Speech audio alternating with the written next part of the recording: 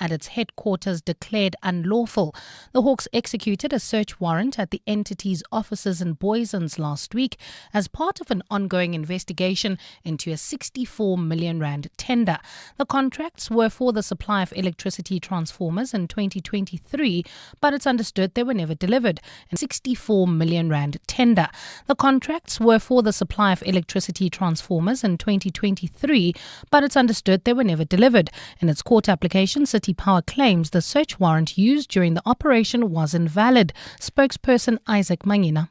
The interdict seeks to challenge the unlawful execution of the warrant and to preserve any material already seized by the Hawks until the courts are able to make a determination on this matter. It is important to highlight that City Power is not opposed to lawful investigations, and in fact, we have expressed our willingness to fully cooperate with the investigation and have been doing so since November 2024.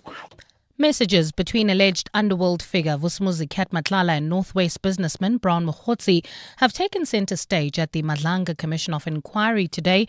Crime Intelligence boss Dumsani Khumalo has pulled up messages between the pair as part of his evidence to the Commission in Pretoria.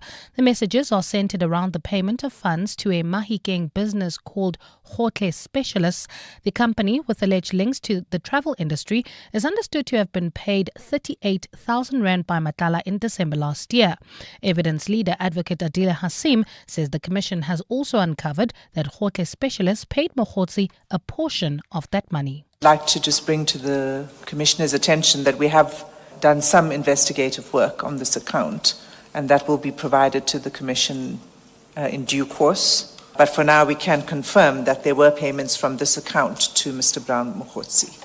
To this now, the South African Health Products Regulatory Authority says common falsified products in the country include weight loss medication, sexual enhancers and skin bleaching products.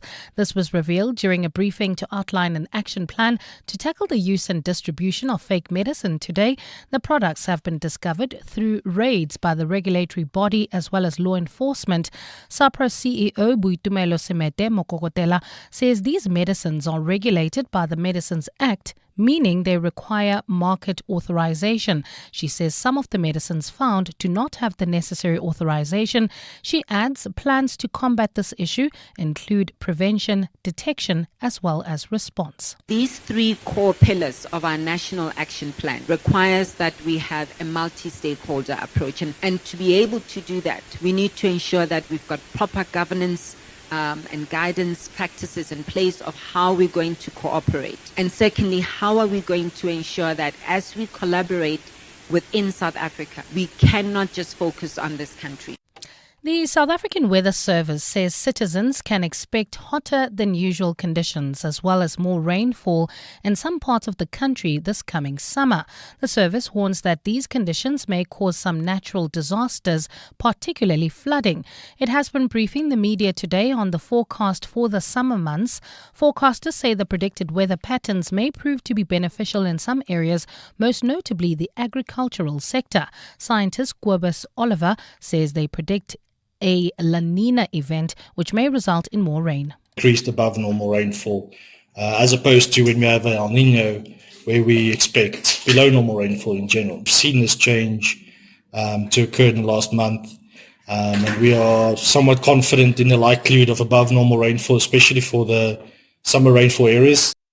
And in Madagascar, protesters have gathered for fresh demonstrations today, just a day after President Andry Rajoelina sacked his government.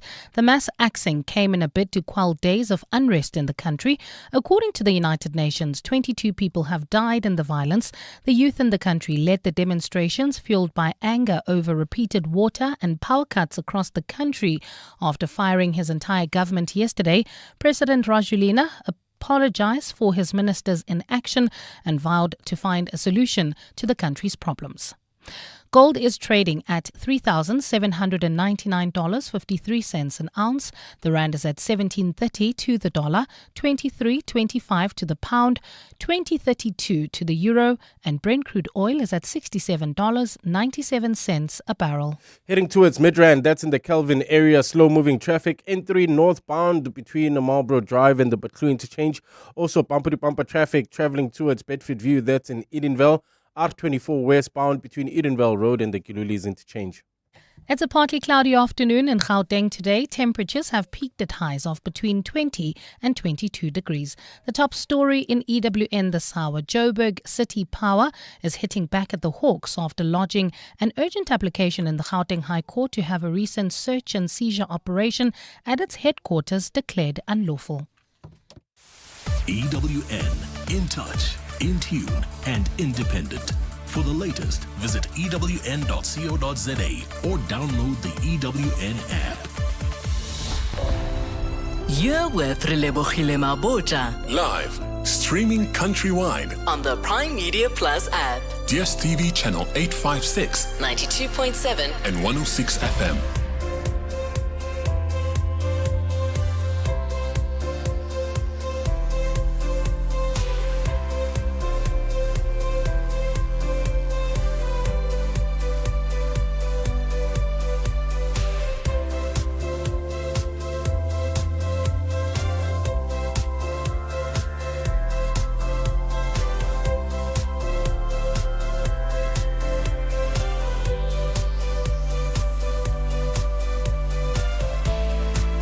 6 minutes after 1 o'clock.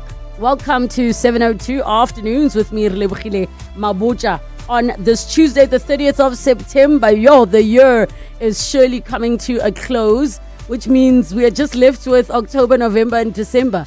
And I know people say December doesn't count when you're saying the last quarter of the year. It counts. We still got to live through it, even if we're not working as much as we were before. Coming up on the show today, I want to find out from all of you, what was your first reality check? Like that first real reality check where you realize, I'm an adult. I'm a grown up. That very first thing, it could have been you being told by your family you're 18 now, so you have to get your own medical aid. It could be you being told a percentage of your income, if you have any, needs to come to the household. What is that very first reality check that you had when you reached adulthood? Our tech feature, we'll be chatting to Vanessa Sikati, Cybersecurity Services Manager in the financial industry. We'll talk about fighting against everyday cybercrime. And then in the second hour of the show, at the very last episode of our series edition on midlife renewal. And in this fifth episode, we'll be talking legacy and joy, finding purpose in the second half of life. And I think this is such an important one. We touched on a lot around purpose yesterday, especially for those that are in their later years in life. So tune in for that one, and don't worry if you missed the others episodes. primediaplus.com or download the app. Nikki Bush, human potential expert, award-winning speaker and best-selling author, will join us for that conversation. Then we wrap up with our car feature, where we are exploring the hidden costs of car ownership. So yes, you know about the part where you've got to pay your car installments, you know about insurance, but there are other costs, and some of them you might not be aware of, especially when you are planning and budgeting to buy this car. Papi Mabele, founding editor of TWFLD.com, twofold, that's their website, TWFLD.com, will come through to chat about this. So get in touch with us. Give us a call, 011 883 0702. SMS us, 31702. Tweet at Relebogile M, at Radio 702, using the hashtag 702 Afternoons, and the WhatsApp line 072 702 1702. 702 Afternoons with Relebogile Mabotja on 702. Let's walk the talk.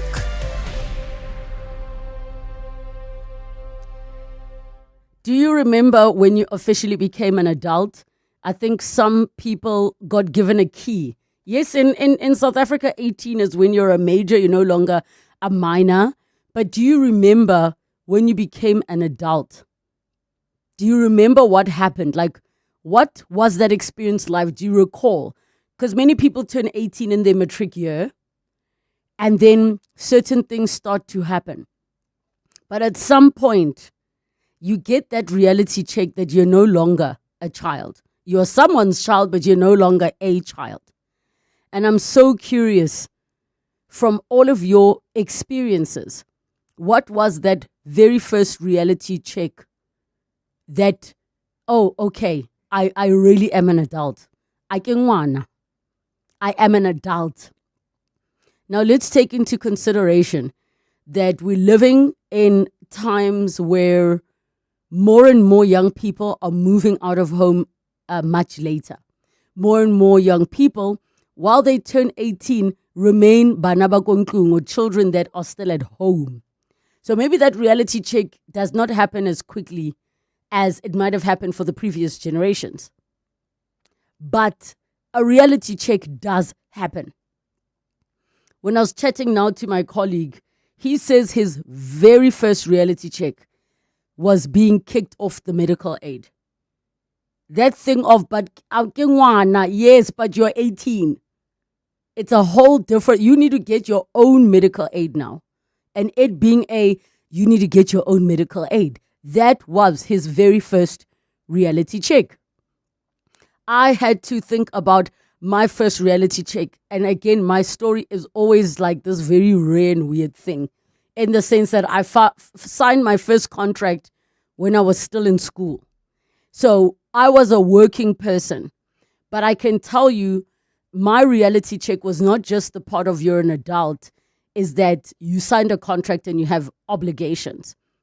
And the way it happened, I was 17 years old when I signed a contract and my parents signed with me, with my headmistress, to say, no matter what happens with the season in your life of performing on stages and leaving your matric year to go do that, you have to come back and write your finals. That was the agreement. My dad signed my contract on my behalf, as in my working contract. I mean, guys, I will tell you, when they told me how much I'm getting paid, and then I got told I need to get a tax number. So the money you told me I'm getting is not the money I'm getting? Like, what do you mean? You guys said I'm getting 2,000 Rand a week. Now it's coming, it's 1 point. 1 point.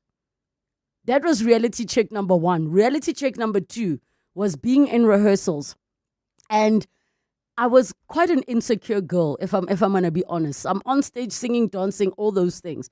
But the character I was playing, one of the things that we had to do with the character that I was playing is that she was a dancer who switches from dance class to go to acting classes. So in this scene, there's this particular thing we need to do where we have to act like we're going to go in a lift, but then I completely squash the other dancers. So you rehearse it over and over and over. And I just remember we were not getting this thing right. And I said to the director, I can't do this. I can't. And he straight up was like, you are at work. You will do it. We are at work and you will do it. And I saw the seriousness in this man's face. And I realized this Australian is not playing with me. For me to keep getting that money that I'm enjoying, I'm at work. And not just that, there's a contract that is signed. That was a reality check for me. Now, many 18-year-olds are not in my situation where you're leaving school, you're going to be performing and. But that was a very serious reality check for me, is the understanding that, okay, I'm responsible and I have to do these things for myself. Some might say, as another colleague has shared, their reality check that adulthood is happening, it is here and it is real, was being invited to family meetings. Oh, I have to be honest. I so miss not participating in family meetings. I so miss it. Now before you go, you know, you are done. You're getting ready to leave. For what? For what? That's when you know, the other reality check of adulthood is when things are happening and you're asked to contribute. You're an adult at that point, especially when it comes to you must contribute. To say so-and-so is happening. So the reality checks have been happening. Mine happened quite young. And it's not to say I did not have a buffer of parents. I did have a buffer of parents. But I knew there's something in me that knew and understood. Relebogile, you are on your own. You got to figure this thing out on your own. When you're left with that last 50 Rand, where you're like, okay, 20 Rand for petrol, 20 Rand a 10 rand spa for noodles and boroto, and then that other 20 rand is in case. That's your contingency. So I knew early on about all of those reality checks. Especially, another one, Peter, is when your bank calls you. You're not a child when your bank calls you to say, ma'am, remember that overdraft that you've been sitting in for a while? Raibaga, we're closing it. So tell me about your reality checks when you became an adult. And I also recognize some of you had reality checks of an adult nature while you were still children. Some of you were 10 years old being in the room when someone passed away. Some of you were the ones calling, I nearly said 911, 10-111 because of some crisis at home. Some of you found yourself being parentified, being the one that must stay at home looking after your siblings, being the one who's cooking, who's all of these things. And that is very sad, but that is the state of things. So I want to hear from all of you. When did the reality check come through? Where you're like, okay, I see it. I definitely am an adult now. This is where it's at. What was it? Was it around money? Was it around needing to sign something? Was it around being held accountable for something? Is it around financial independence? Maybe it's around time management. Maybe you failed and your parents told you that you're going to have to pay the money back, or that you are now responsible to pay for your own fees. And how did that change your attitude and approach to the situation? 011 883 0702 and the WhatsApp line 072 702 1702. Bongani Bingwa, 702 Breakfast. Weekday mornings, 6 to 9. Can I ask you to share some of your experience? I had to advise the minister that I am not in a position to do that. I advised that this is an unlawful instruction. And in this, the minister wrote back to me that I'm going to report you to my boss, which is the minister's political principal. If you don't do this, I'll tell the president. Yes, I had a letter. It was in writing that said, I will escalate the matter to the president. I will report to the president that you are defying me. Yoliso Makasi. Bongani Bingwa, 6 to 9. On 702.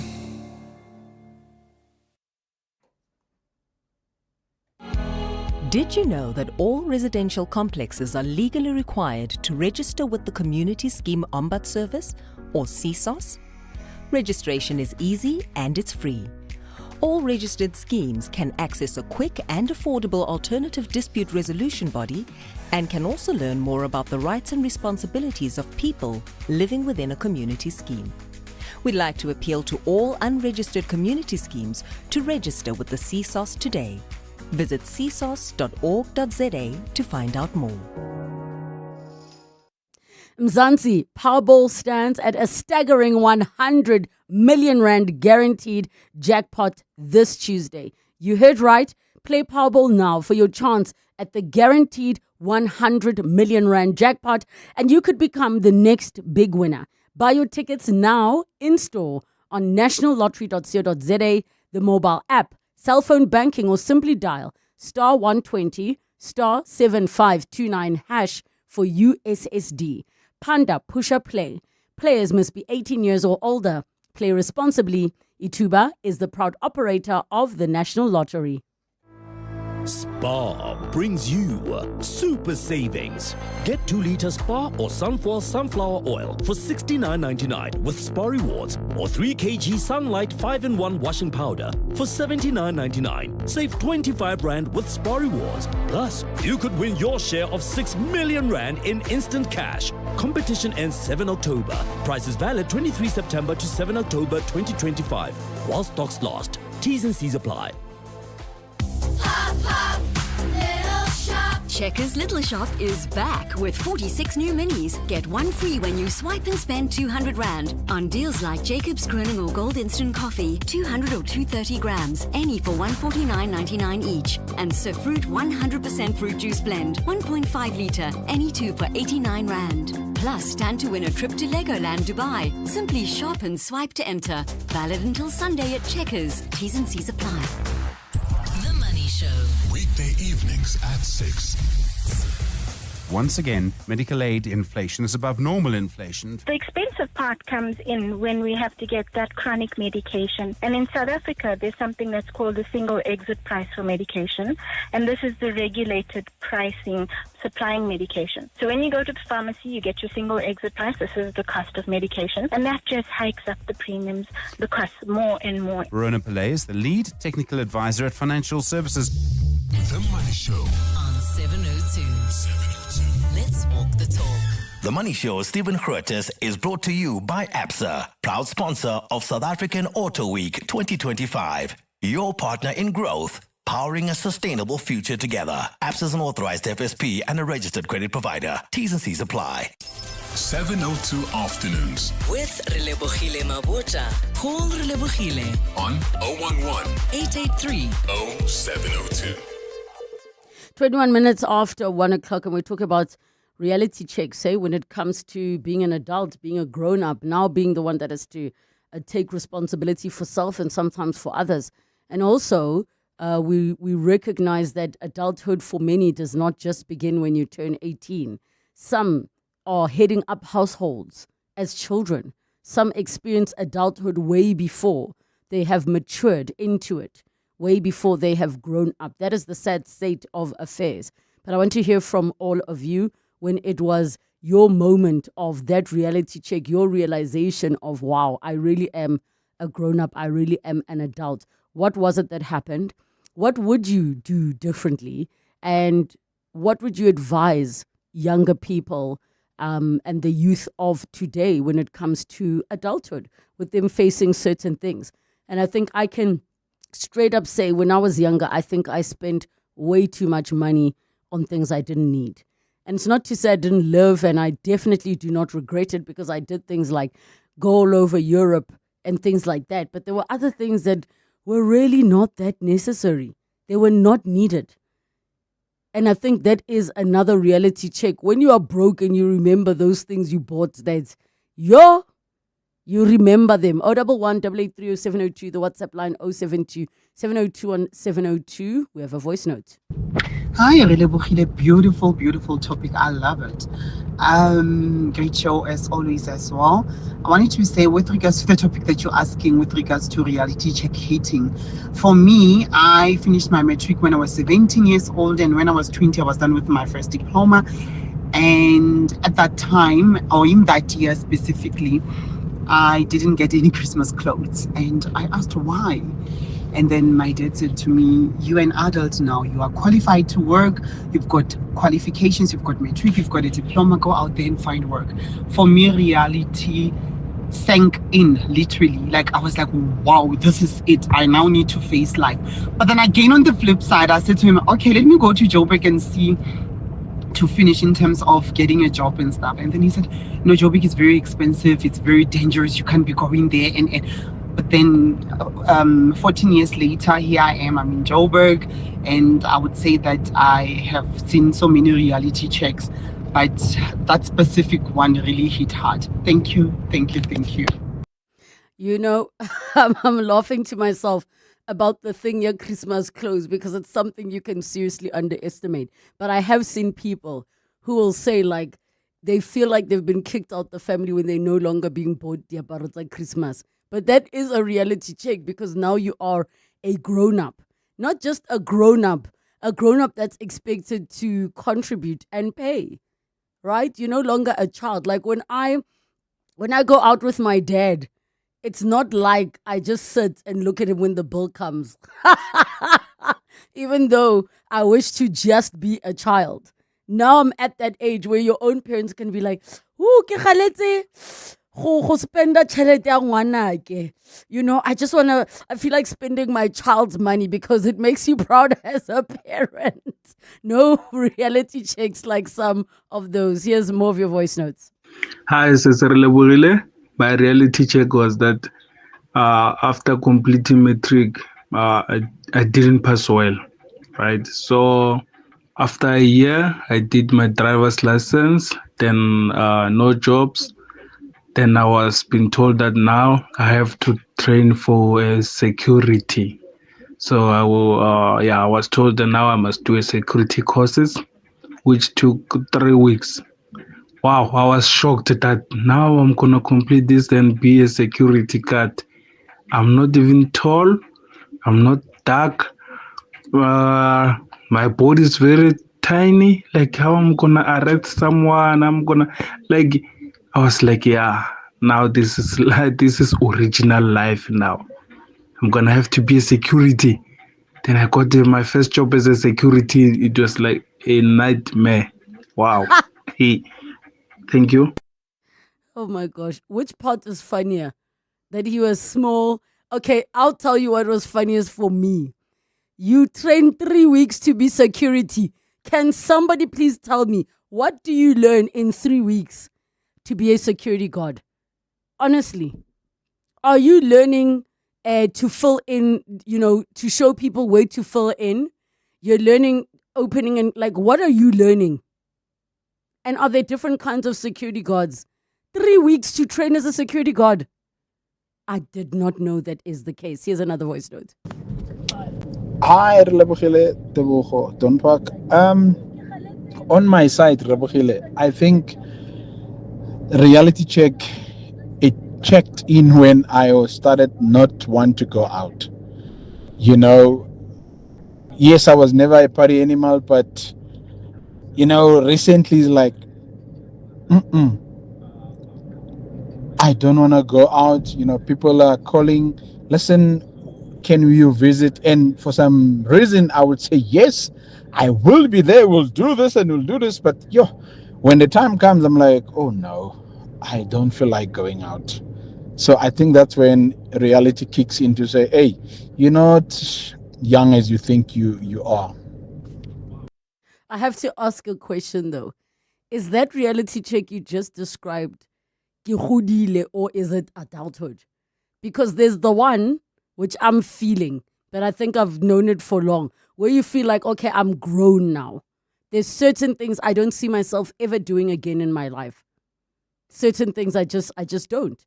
And I'm at that, it's very, very, like, for you to see me being out, the likelihood is I'm being paid. That's why I'm out of the house. That is the likelihood. But I'm not sure about that one, because if you're saying you still want to stay home, wasn't your first rent invoice your reality check? Or the one where you skipped rent and now they're telling you, Reko Goba. But yes, that also could be the one where you realize you don't want to go out anymore. Alcohol is not as exciting. And a person is saying, so does it mean only dog people are security guards? Let me speak for the gent and maybe where things are lost in translation. I think from his perspective of what he has seen is what he mentioned, tall, basically big build and dark.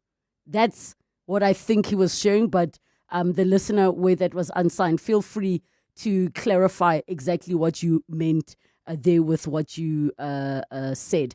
Some of your messages again of people who are sharing what their reality checks were, especially when they went ahead and reached adulthood. Going to Facebook where we asked the same question.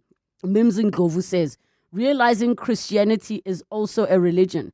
All my life, I thought it was different. I need clarity on that one. You thought it was different and not a religion? I'm very confused. I'd love some clarity there. Don't want to assume. Tepo Wamutibedi says adulthood is a scam. Indeed it is. And then Advocate Tando Gumete says, paying for my own child's medical aid. Those people are so expensive. And you are very lucky if it happens through your work already. Here's another voice note on 072 702 1702.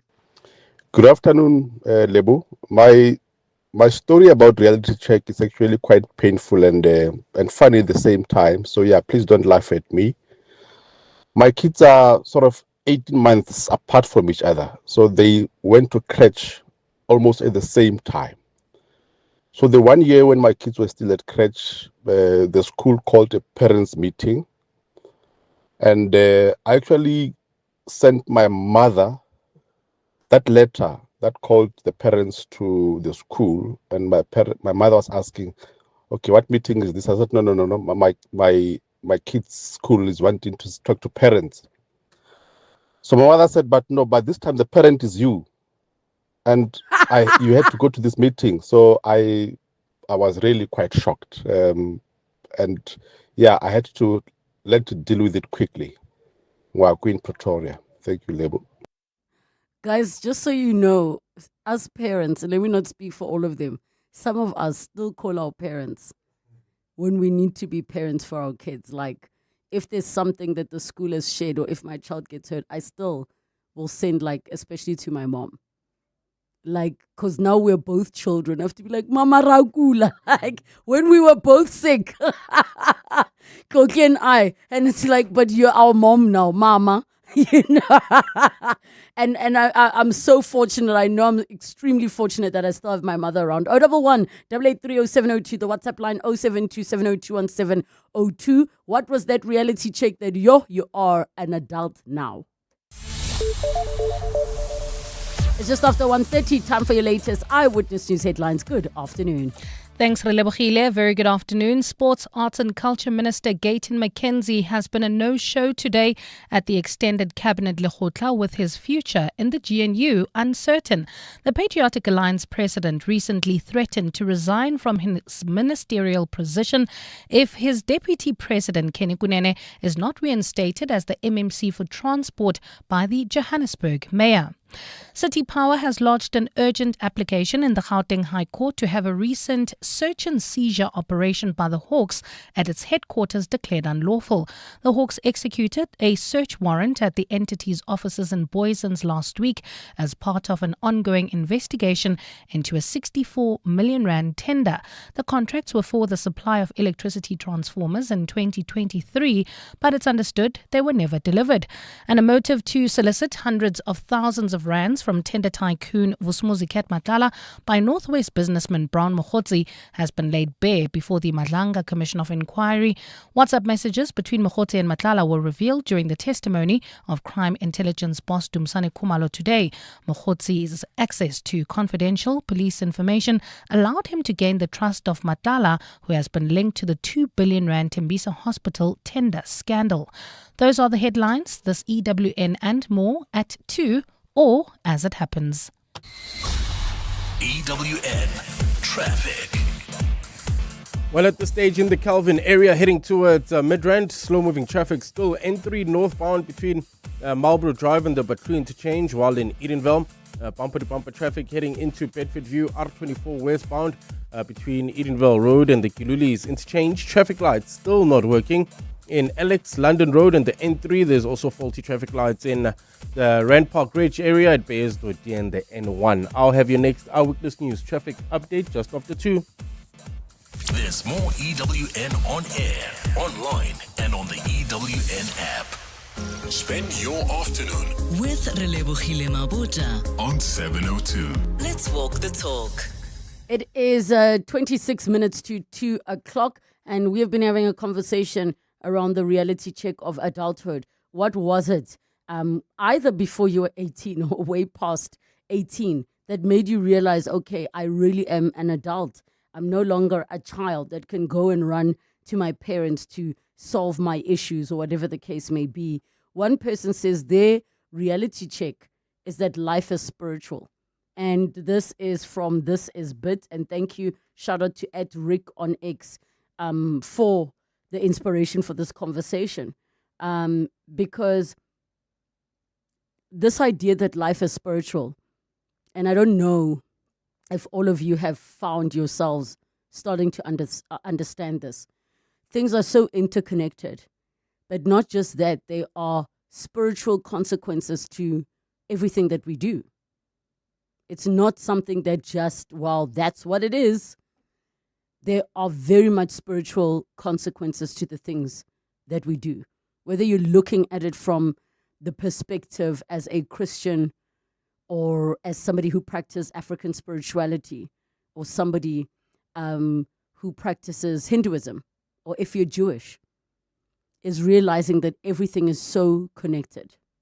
And I think that is a reality check that many might not even ever get till way past 40s, if at all. The other one from Coopad is death is just around the corner. I have never lost somebody extremely close to me, like in my immediate family, especially when I was younger, I didn't lose people that were very, very, very, very close to me that you now are dizzied into adulthood.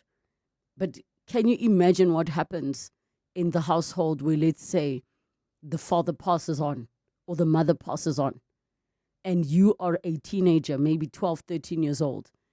That must slap some adulthood into you because it's one less parent in the household. The routine changes, everything changes while you are carrying this grief. So there are many different ways that it happens. On the WhatsApp line, Relebogile, I had my reality check when I became a father. I was 28 years old. My dad said, damages money, please. Are you marrying the lady or what? That month of damages, I lost my grandfather and he asked I buy a cow. That was my first few steps, first few financial checks and reality check. That is a lot. So damages and buying a cow for your late grandfather. Yeah, those things will very much scream adulthood and responsible. When I realized I was grown up is when I didn't have to please other people. My parents were people pleasers, and I don't have to be that, so I can say no. Ooh, preach, and preach. Isn't that nice? Because maybe the reality check is like the negative side. The other side is the realization that you can choose to do things differently. You can choose to be better at certain things. You don't have to follow things the way that they were done just because that's how it's always been done. Hi, Relebogile. I think for me, it was when my older brother got retrenched and I had to step in as a breadwinner. All along, I've just been living my life without any responsibilities. Whew, heavy, right? But I guess these situations are the ones that force us to grow, that force us to evolve as well. But the reality checks, as somebody had said, that adulthood is a scam. You will feel it in so many different ways. Mason says, rent fell between pay periods, and I had to figure it out beforehand because no one cares why you can't pay them on time. That is adulthood. They don't care. They really don't. Be it the accounts department at your doctor's office, be it your landlord. I mean, yes, you have people who are the exception to this, where they will give you grace. But at the end of the day, no one wants to hear your sob story. Pay the bill, pay your obligations, pay what you owe. And the last one is from Trust P, who says, nothing is permanent. I want to leave it on that note because what I like about the nothing is permanent is that you can be hopeful for something different tomorrow. And not only can you be hopeful for something different tomorrow because nothing is permanent, you also should be very much present and grateful for whatever you're enjoying because nothing is permanent. Even that moment of flourishing and awesomeness, nothing is permanent. Thank you so much. 702 Tech Feature. In our tech feature for today, we are talking cyber security, cyber security and everyday cyber crime, how it is that we fight against it. We're joined by Vanessa Sekati, who's Cybersecurity Services Manager in the financial industry. And we take your calls on 011 883 0702 in the WhatsApp line 072 702 1702. Let us know your stories, your experiences when it comes to being a victim of cybercrime, or maybe you've got some questions on how to avoid it. Vanessa, welcome to the show. Thank you so much for joining us. Thank you so much for having me. Vanessa, in terms of, and maybe you can help us understand, as a cyber security services manager, what does your role entail doing? Well, currently I deal with a lot of compliance related work. I ensure that all the controls that are within the company that I work for have all the standards. I ensure that if there are any audit findings, I close that out. So basically, I work from a compliance point of view, but I have been through the technical aspect of it as well, where I was in the trenches looking for cyber threats that would threaten any of the systems that I worked in the companies that I worked for. So from a training perspective, what did you have to study to be able to do what you do? I studied a diploma in IT. I am a UJ alumni, and I then had to study various certifications, including Security Plus, which is a specialization certificate that allows you to work within the industry. Okay, so now you've had this journey in cybersecurity, and you have quite a pretty detailed perspective on some of the challenges that are there. Can you chat to us about what you notice people not in that industry? Like, what are the things that we are careless about when it comes to our cybersecurity? It could be on our phones or on our laptops. What are those things that you yourself would just never do because of the work you do? Number one, I always say this, I think we share too much information online. We always sharing our whereabouts, we share where we live, especially with the vlogging. I have a huge problem with the vlogging era that we're in right now, because people are exposing where they live, they're exposing their surroundings, and threat actors can profile you based on that. Sometimes cybersecurity crimes are not just within the cyberspace. They trickle down into other things such as fraud, physical security, and the like. So in you talking to someone online, for example, who has a love interest in you, can move into trafficking, basically. We saw recently with the Russia issue, where people are looking for jobs and it turned out to be a trafficking syndicate, Those things happen online, but they trickle down into physical security, which is a huge problem. So is that why one would accurately say that cyber threats are not just an IT problem, they actually are a personal one? Absolutely. Remember, even if a company is breached, it is your data that threat actors have stolen, which means you're going to be a victim of either scamming or a phishing scam, because now they have your details. They have your cell phone number, or they have your ID number, which they can use to go open up credit accounts, for example, or they have your email address, which they can use to sign up to other services online that you have no idea about. So it definitely, it is a personal problem. Data has become the new gold mine for cyber threat actors. So what makes South Africa such a hotspot for cyber crimes compared to maybe other countries on the continent and around the world? I think we're struggling a bit, and it's a tough one. We're struggling in terms of workforce. A lot of our workforce is moving from South Africa and moving abroad because the pay may be a bit better, opportunities may be a bit better, and we are very highly skilled individuals in South Africa. So I think the skills shortage plays a huge role in that. Budgeting also, not a lot of companies are able to afford either the tooling or the skills they require in order to defend themselves against threats. So it is there are quite a few challenges with it, but I think also lack of awareness. A lot of people don't have the awareness that is required to be able to protect themselves from these type of threats.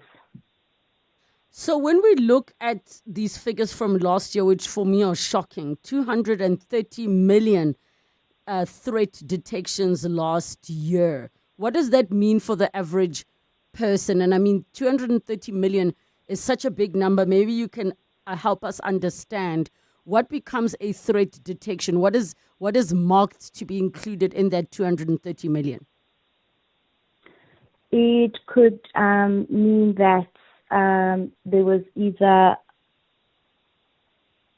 malware on one's device, for example. That could be a detection. So I'm talking like a virus or anything on your devices. This could either mean fraud, so there was unauthorized access on either your banking apps or anything of that like. It could mean that companies were breached and they had to report that to the regulator because they're required to by POPIA. And it means a variety of a lot of things. Breaches within small companies, breaches within big companies, and it could mean basically that someone had malware and they clicked on a link, for example, and gave away their credentials, and now someone has access into their laptop and sent out a dozen emails to other people, and they clicked, and it could mean a huge, basically a huge incident like that. So what are those common cyber attacks that we as South Africans fall victim to? Phishing is still the biggest threat that people still fall scams to. Investment scams as well. A lot of people are investing in scams that are not true. Impersonation. A lot of threat actors are impersonating high-profile people and presenting these scams to people, and people buy into them and end up losing all of their money. Phishing is still the biggest one, where you get phishing links and you're clicking on phishing links and giving away your personal information. And vishing is still a huge one, where you get called in and they say, we need your details. Someone is trying to make unauthorized transactions on your bank account. Give me your details, and then you've given your personal information to these threat actors. Okay, so when we then, you just touched on the vishing and the phishing. In terms of those scams, why do they still work? Because, I mean, I feel like they are so blatantly obvious, but clearly they are still doing something for the people doing it, because there are people still falling victim to it. I think it's security. You know, when you think, I'm about to lose all my money, and that's the last 100 Rand or 200 Rand that you have for the month. You begin to panic and you lose all train of thought. And I think that's a lot of these scams create panic within their victims. And I think they play on psychological elements as well. And I think money security is one of those psychological elements that threat actors play on their victims. By the way, some of these scams are really, really like sophisticated. So at times you won't even realize that you're being scammed because they are that good. Okay, and when we then look at who these scams are affecting, businesses and individuals, which would you say they really are who they are really affecting? I think we're all in danger. If you think about how much information is processed through a company, if you think about my information and your information, for example, Relebogile, which companies have your data currently? You know, it's probably dozens. Your cell phone company, your bank has data, and they all work through third parties that have your data as well. So I think we're all in trouble because the amount of data that is being processed on a daily basis, it doesn't mean that it's in the hands of a company that is processing the data. You also have to take responsibility. For example, I'm subscribing from services that you no longer need. Removing your account details from databases if it's no longer needed. A lot of, when POPIA came into play, a lot of companies now started putting in rules that if your account is inactive, they remove you from the database completely, which is good. So I can't say that it's an individual or a company problem. I think it's everybody's problem at this stage. And I'm glad you're emphasizing that because it's easy to get caught up, especially in the very, very sophisticated ones. I was not aware that the economy loses over 2.2 billion rand a year to cybercrime. Where exactly is that money going? Who is the person benefiting, or who are the people benefiting?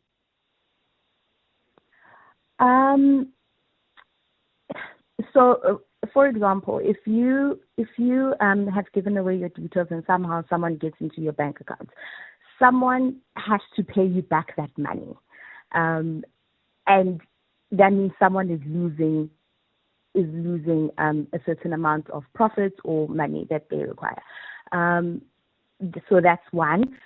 Paying back fraud victims, for example. Another example is having to pay the hefty fines probably to the regulators. That is also probably because it's quite a hefty fine that you pay. If you breach and they find that you didn't put in the necessary controls. Also, when systems are down, when there's a breach and systems are down, a company is losing money because, for example, if you needed to buy airtime and the company that you buy airtime through is down, that means that's money lost for them because you're going to try to find other ways to get your airtime. So it's the little things, it's the little and big things like that, downtime and having to pay for from insurance, for example, to victims. Yeah. Okay, and I think it's important that we understand that because, like you say, in the case of banks, maybe they're the ones that would end up having to foot the bill because of a situation that you found yourself in. So let's talk the practical steps. What can all of us do to just protect ourselves online? I would say browse safely, and I say that easily. I know that it's not quite easy because not everybody has the technical capabilities to be able to determine what is a scam or not. But if something is too good to be true, it probably is. There's no way that you've won a competition that you didn't enter. There's no way that a courier company is going to ask you to pay money to get your parcel, for example, through SMS phishing links. There's no way that you have an auntie somewhere in another country that wants to give you money. It's too good to be true, and it probably is. In the instances where you are getting phishing or phishing attempts, please stop and think. Is this true? Like, would my bank call me and tell me that unauthorized transactions are happening in such a panic? And would they ask me for the information that this person is asking me for? You can hang up and call your bank and say, did you guys call me? Is this happening? You have the right to do that. With phishing links, don't click on phishing links that you don't know anything about. If you're not expecting an email, don't click on it. And yeah, just browse safely. Also, sharing information online. I really urge people to not share their whereabouts or where they live. Like, people can really profile and create sophisticated attacks just based on anything that you post online. Okay, now in terms of digital literacy and awareness, especially for school children and teenagers, how important is all of that? I think it's so important right now because we live on our phones. Everything is on our phone. And we live in a world where we mostly on our phones rather than talking to people. I definitely say for teenagers it's very important, especially on the aspect of cyberbullying, where, there's victims every day, and knowing how to handle those cases, like knowing that you can open up a case or where to go if you're ever in a situation like that, for example, is very important. Then that will decrease other problems such as, the suicide attempts and all of that. Yeah.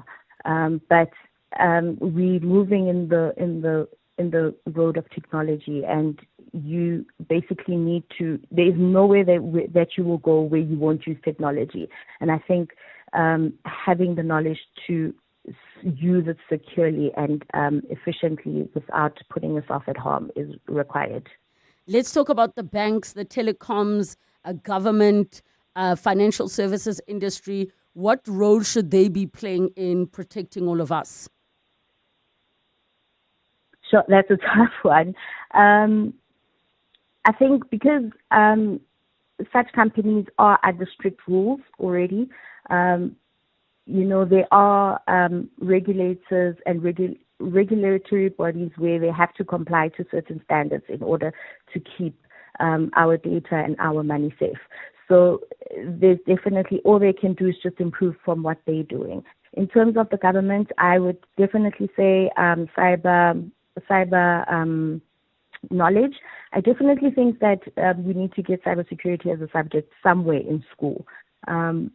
We've moved into an era where people need to know about this, and students need to study it in order so that we can grow the current generation, so that we can grow them into these fields, because people are not getting into them as well, and it's difficult to get into it if you don't have the skills or the knowledge. So I would definitely say on the education side, getting cybersecurity as a subject somewhere in the education system is important. Can we as South Africans at some point get ahead of cyber criminals, or are we always sort of like watching our backs and playing catch up? It's very difficult. I think we're going to be playing catch up for a while, and that is because these people are sitting in rooms where they're harnessing their skill each and every day. And we unfortunately don't have the capacity all the time to be able to learn that, all the skills to learn that. We talk about people that are unemployed, that are sitting at their laptops, and learning the skill each and every day, every hour of the day. So, and now with AI as well, it's getting easier to be able to create these malicious programs. So, unfortunately, I can't say that we're ever going to catch up right now, but I'm hoping we can. Let us hope we can indeed. Thank you so much, Vanessa, for chatting to us around fighting against everyday cyber crime. And from a cybersecurity perspective as well, you've heard the tips of the things we should not be doing to protect ourselves. In the last 24 hours, this is what's happened in your world. The Gauteng government says it's going after everyone involved in the looting of Tembisa Hospital. The Special Investigating Unit yesterday revealed that 2 billion rand was siphoned from the facility in irregular contracts. The investigation was prompted by whistleblower Babita Diokaran, who was assassinated months after she flagged 800 million rand in corrupt tenders at the facility in 2021. It is going to be a long road to recovering all the monies, because people will try to hide. EWN, in touch, in tune, and independent.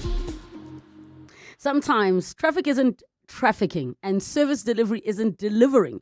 But lucky for you, Take A Lot always delivers. Shop anything from beauty and sport to tech and toys at everyday low prices and get it delivered to your door faster than you can get home.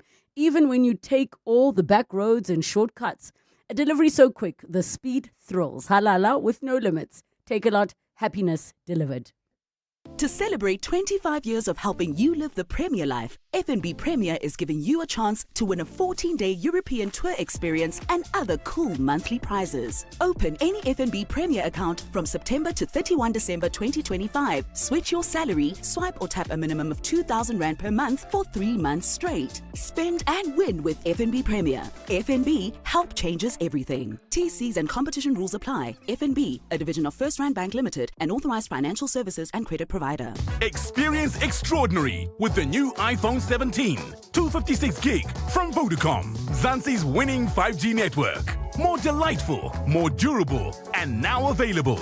Get yours on a 3 gig Red Core plan from 899 per month over 36 months, plus a free extended warranty. Be the first to get it today. Available in-store and online. T's and C's apply. Further together. Vodacom. Relebogile is on X at Relebogile M. In the next hour of the show, we have our series edition. It's episode 5. We're talking about finding purpose in the second half of life.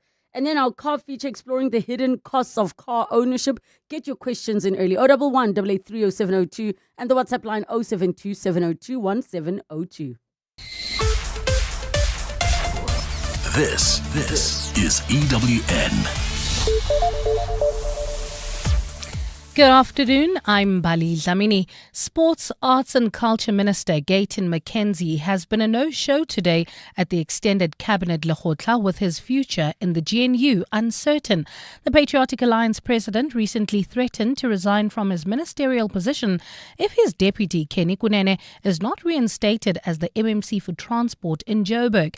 Members of the National Executive are meeting in Pretoria today for a strategy session on growing the economy. Tabisokoba reports. For today's Cabinet Lekgotla, members of the National Executive have been given their marching orders on how they can grow the country's economy in their respective departments. When media was let inside the meeting hall, Sports, Arts and Culture Minister Gayton McKenzie was not among those present. Cabinet spokesperson Kumbuzo Jabeni has this to say about his absence. The issues of who pulls out, who doesn't pull out is not an issue of cabinet, it's the issue of the political party. So I think the parties to the GNU will be best placed to respond to that. But this morning I heard Minister McKenzie speaking in his capacity as Minister of Government. McKenzie, along with some senior members of his party, are due to meet with the ANC tonight to resolve the outstanding issues. Tabiso Koba, Eyewitness News, Pretoria. Let's stay in Pretoria, where a motive to solicit thousands of rands from tender tycoon Vusimuzi Cat Matlala by Northwest businessman Brown Mabotja has been laid bare before the Madlanga Commission of Inquiry. WhatsApp messages between Mabotja and Matlala were revealed during the testimony of crime intelligence boss Dumisani Khumalo today. Mabotja's access to confidential police information allowed him to gain the trust of Matlala, who has been linked to the 2 billion rand Tembisa Hospital tender scandal. Oren Singh has more. From booking flights for people to attend a presidential gala dinner in Cape Town to large sums of money being deposited into the account of a little-known travel company, Vusimuzi Cat Matlala spent large sums of cash at the request of Northwest businessman Brown Mabotja. During his testimony before the Madlanga Commission, crime intelligence boss Dumisani Khumalo made public messages between Mabotja and Matlala that were extracted from Matlala's WhatsApp. On several occasions, Mabotja requested Matlala to make payments to a company known as Hotle Specialists. Company searches revealed the director of Hotle Specialists as Dorothy Orabile Lokwaba. More interestingly, Lokwaba is also listed as a director of Brown Liquor Store, a company directly linked to Mabotja. Both Hotle Specialists and Brown Liquor Store are registered to the exact same address in the Northwest, being Airport Road in Mafikeng. Aryan Singh, Eyewitness News, Pretoria. In Johannesburg, City Power has lodged an urgent application in the Gauteng High Court to have a recent search and seizure operation by the Hawks at its headquarters declared unlawful. The Hawks executed a search warrant at the entity's offices in Boysons last week as part of an ongoing investigation into a 64 million rand tender. The contracts were for the supply of electricity transformers in 2023, but it's understood they were never delivered. In its court application, City Power claims the search warrant used during the operation was invalid. Spokesperson Isaac Mangina.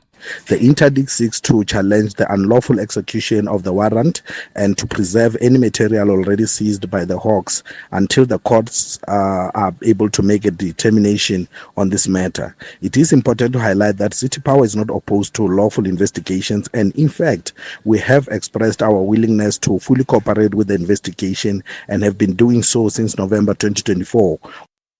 To this now, the South African Weather Service says citizens can expect hotter than usual conditions as well as more rain in some parts of the country this coming summer. The service warns that these conditions may cause some natural disasters, especially flooding.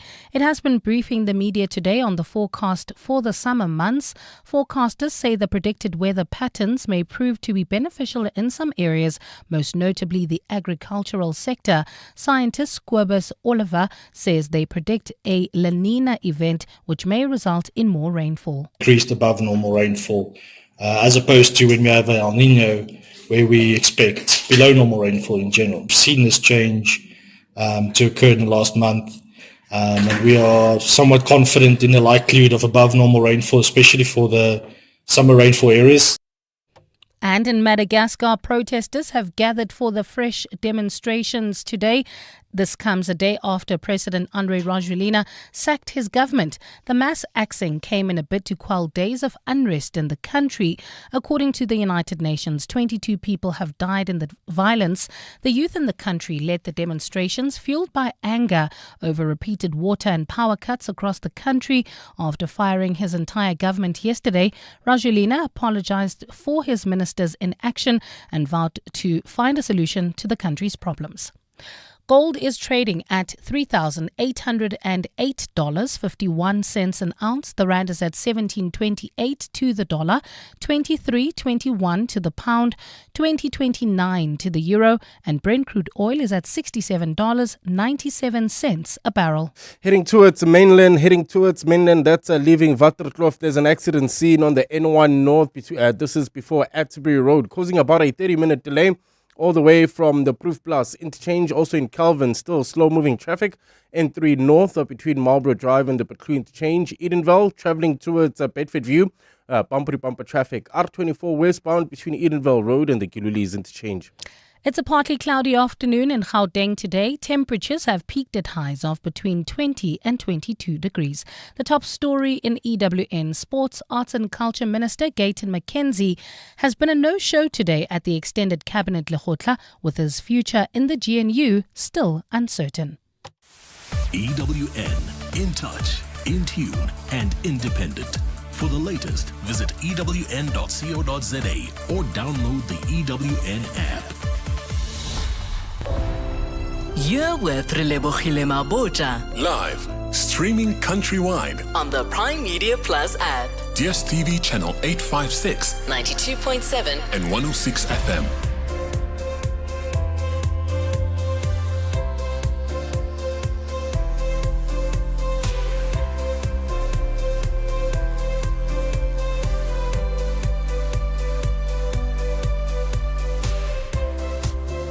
7 minutes after 2 o'clock, the second and final hour of 7:02 afternoons with me, Relebogile Mabotja. We're going to be jumping into our final episode of our series edition on midlife renewal. And in this episode, we'll be talking legacy and joy, finding purpose in the second half of life. Don't worry if you missed episodes 1 to 4. Find them on the Prime Media Plus app, or go to primemediaplus.com. We'll be joined by Nikki Bush, human potential expert, a speaker and author for that conversation. And then it'll be our car feature, and we're going to be talking about the hidden costs of car ownership.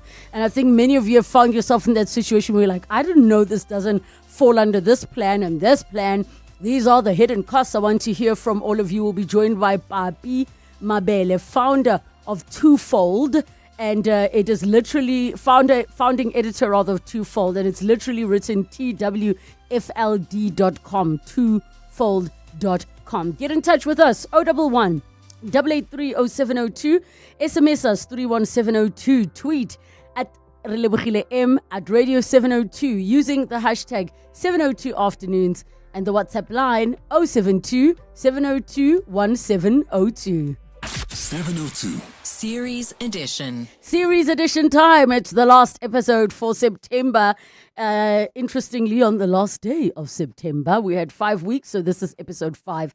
And we have been doing this series on midlife renewal. I encourage you all to catch up on the different episodes. We've been exploring different spheres of a person's life, but more importantly, once they get into that second chapter of life, what is that renewal they can infuse, be it in their career, in their relationship, within their health and wellness? Today, we are going to be talking about finding purpose. And we touched on this yesterday when we were speaking around older persons, for Older Persons Week.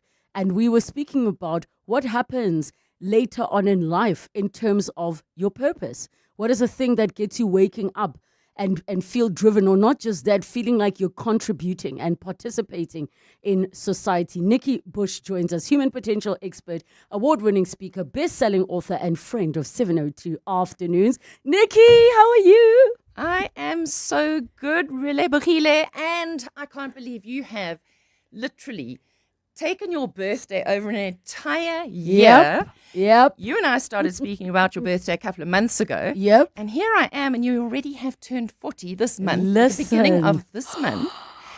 And so I've just given you some champagne so that you can celebrate when you eventually do the big party. Yes, and listen, thank you so much for my champompolo, as Bonang would say. Thank you so much. And it is all about celebration. I think the reason why we even did this series, because midlife, can be defined as a certain period of time. But for anybody, you get to a point where you start like, okay, looking at what you've done, what you've achieved, what you want your next chapter to look like.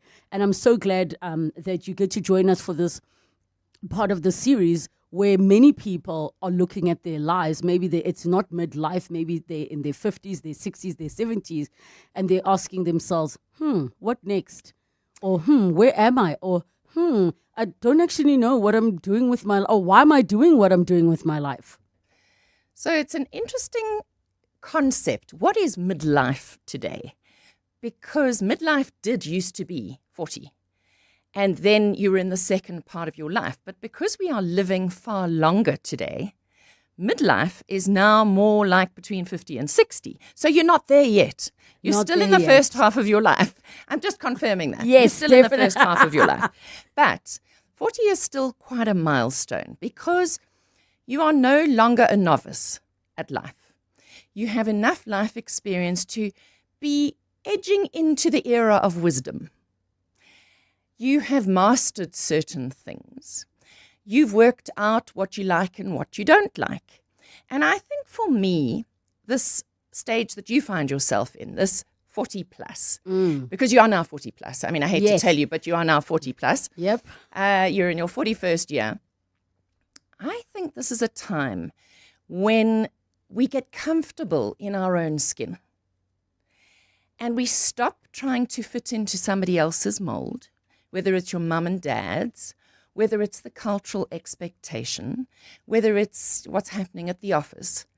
And you start getting comfortable in your own skin and saying, well, this is me. And I'm good with me. And it does take human beings a while to get to that stage.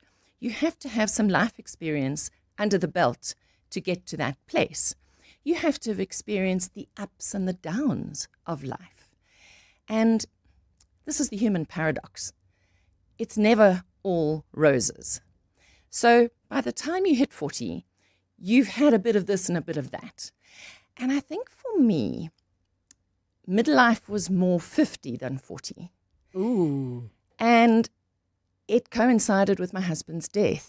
And as many of our listeners know, he was murdered in our home, which was a very unexpected thing in terms of my 50th birthday year to have that happen.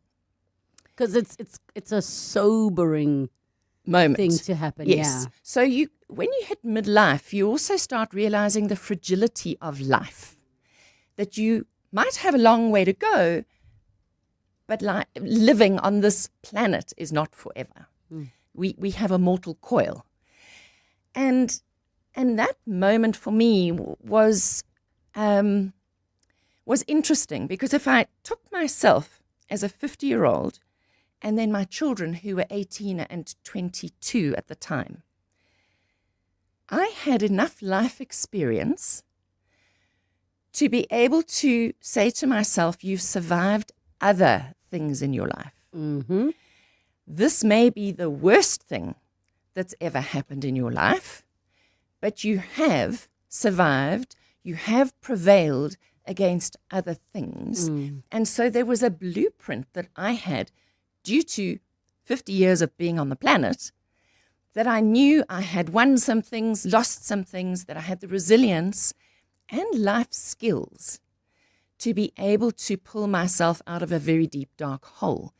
Now, if I compare myself to my children who were 18 and 22, this was the worst thing that had ever happened in their lives, and they couldn't compare it to anything else.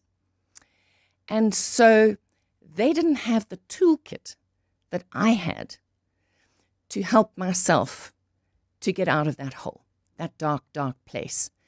And so we had very different journeys. So if you are sitting in that kind of 40 to 50. I'd say it's 40 to about 60 is that midlife now. Pat yourself on the back for having survived this long and celebrate that you have survived various low points in your life and that you have acquired skills through that process that will help you with whatever is going to happen next. I never thought about it just the way that you explained it, is that with what you're saying, that in as much as at that moment it was quite a horrific thing that happened to you, but the resilience muscle, the bounce back muscle, you have a reference point of, okay, I know what deep and dark looks like. It might not be as deep and dark as this, but I know what it also looks like to come out of deep and dark. I have to ask a question before we get to that finding the purpose in the second half. What are the questions you would say a person should ask themselves to even know if they had a purpose in the first half to begin with? I mean, I feel for people who say that they're in their careers because that's what they were made to study, but they have not even yet begun to explore what they like. So for them, it was just a matter of that's how things are done. And now they might get to midlife and they've never ever considered something bigger than just that. So my response to that is that finding meaning in your life is actually about self-expression. And I think midlife is a fantastic time for discovering what self-expression looks like. And self-expression is not the title of your job. It is not the work that you do. So when people introduce me, they talk about Nikki Bush, award-winning speaker, 5 times best-selling author. That is not who I am. That is what I do. It's an avenue of expressing the who. So who am I really? And this is what I'd like to urge our listeners to think about. Who am I really? What gets me up in the morning? And what brings me that sense of satisfaction and joy? And for me, that would be taking really complex stuff and making it accessible for other people. It's about using the spoken word and the written word to make sense of the world. I'm a sense maker. That's actually what I am. The essence of me is I'm a sense maker. And I could do that in many other ways other than being a speaker and an author. So if you settle on what is the essence of you, what makes you tick, why do people come to you? What value do you add to the world? When you can answer that question, then you can apply that in many different ways.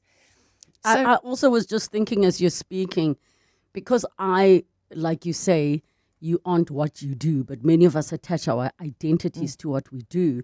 And because I do many things, trying to figure out what it is that burns my fire. What is the thing that I do that makes me feel alive?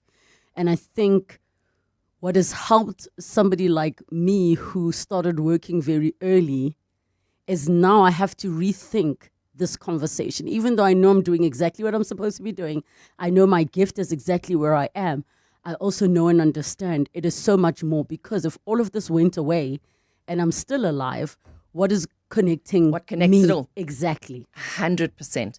And so you need to start looking for patterns. So what are the patterns that really kind of populate your life?